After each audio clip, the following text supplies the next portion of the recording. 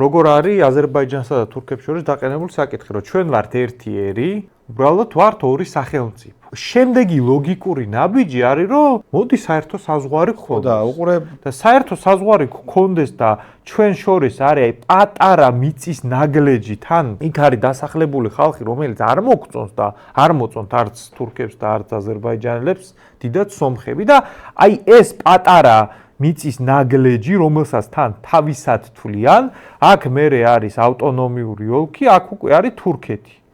და აი ეს კორიდორი გჭირდება, რომ თურქი და აზერბაიჯანული სახელმწიფოები, რომელშიც ერთი ერი ვცხოვრობთ, შეირწმენ ერთ ისტორიულ რაღაცა ექსტაზში და ჩამოაყალიბონ დიდი ტურანი. თურქეთი სანამ ნატოში იქნება, იქამდე მაგას ვერ გაბედავს, რასაც ესა თურქეთზე თქვენ ძალიან გთხოვთ ნახეთ, ეგეთი საინტერესო ადგილია კვიპროსი.